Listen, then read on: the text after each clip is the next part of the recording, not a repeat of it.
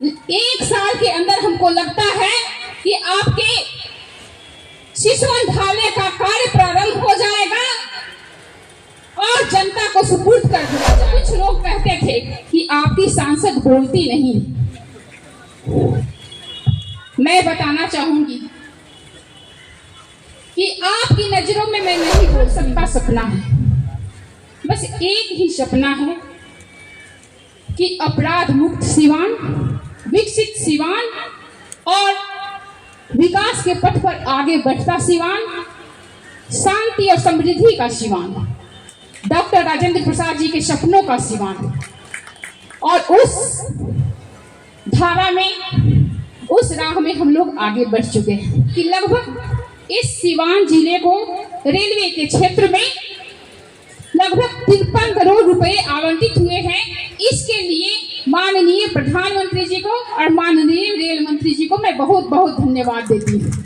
NDA के प्रत्याशी के रूप में जब 2019 के चुनाव में आप सभी के बीच में हम लोग आए थे, तो हमारा एक ही वादा था कि हम लोग शांतिपूर्ण, न किसी को ठगने का काम करेंगे, न अपराध को बढ़ावा देने का काम करेंगे। अगर काम करेंगे तो सिवान के विकास के लिए काम करेंगे। और आपके आशीर्वाद से आज पूरे 5 साल होने जा रहे हैं। और कहा गया है कि रघुकुल रीत सदा चली आई, प्राण जाए पर वचन न जाई। और मेरा वादा था सिवान के लोगों से। कुछ लोग कहते थे कि आपकी सांसद बोलती नहीं। मैं बताना चाहूंगी कि आपकी नजरों में मैं नहीं बोलती हूँ, लेकिन जनता जनार्दन से मैंने एक वादा किया था कि किसी के खिलाफ अगर किसी पे अन्याय हो रहा होगा वहां मैं बोलूंगी।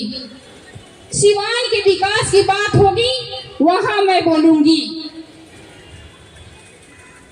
अगर कहीं पे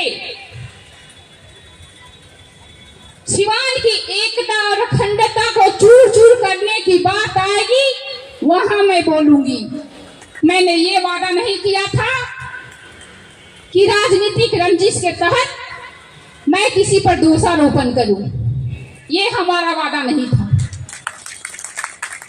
और आप सबके आशीर्वाद से आपने हमें वो मनोबल दिया कि कठिन से कठिन परिस्थितियां उत्पन्न हुई और मैं क्षमा मांगती हूं, इसलिए कि हमारा एक यह भी वादा था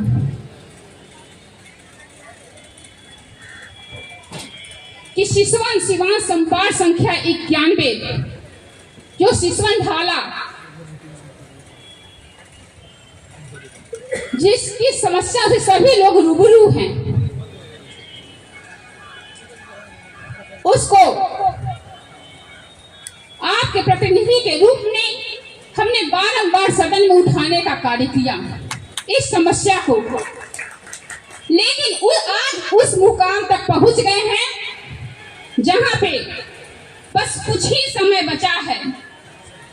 1 साल के अंदर हमको लगता है कि आपके सिसवन ढाले का कार्य प्रारंभ हो जाएगा और जनता को सुपुर्द कर दिया जाएगा। क्योंकि बीच में ऐसी परिस्थितियां आई कि आप सभी जानते होंगे कि अगर राज्य सरकार और केंद्र सरकार का तालमेल बढ़िया होता है तो तेजी से राज्य का विकास होता है और जिले का विकास होता है। और थोड़ा सा तालमेल गड़बड़ हो जाता है तो विकास चरमरा जाता है। और उसी की मार हम लोगों को सिवान के लोगों को झेलने के लिए मिली, इसके लिए मैं क्षमा चाहती हूँ। परंतु पुनः डबल इंजन की सरकार पटरी पर दौड़ रही है और सिवान ही नहीं, पूरा बिहार, पूरा देश हमारा यशस्वी प्रधानमंत्री श्री नरेंद्र मोदी जी के सानिध्य में एनडीए सरकार के सानिध्य में आगे बढ़ रहा है। हमारा बस एक ही सपना है कि हमारा सिवान फिर डॉक्टर राजेंद्र प्रसाद जी के गौरव को प्राप्त करे। यहाँ के बच्चे और बच्चियां शिक्षा में अव्वल हों और विकास की जो धारा बह रही है यह कहने की बात नहीं है, क्योंकि हवा को महसूस किया जाता है। और जो विकास की हवा सिवान में बह रही है, इसका जीता जागता नमूना आपको मेडिकल कॉलेज के रूप में, इंजीनियरिंग कॉलेज के रूप में, बेहतरीन सड़कों के रूप में, बिजली के रूप में और सभी क्षेत्र में बेहतर कार्य के रूप में आप सभी के बीच दिखाई दे रहा है। और इससे बड़ा विकास क्या हो सकता है? जो व्यापारी, जो लोग सिवान छोड़कर चले गए थे, वो आज यहाँ पे रेस्टोरेंट, होटल, अस्पताल, प्राइवेट विद्यालय और अन्य उद्योग से जुड़ रहे हैं। मैं आप सभी का पुनः हार्दिक अभिनंदन करते हुए, वंदन करते हुए यह कहना चाहती हूँ कि हार नहीं मानूंगी, मैंने संकल्प लिया है। हार नहीं मानूंगी, रार नहीं था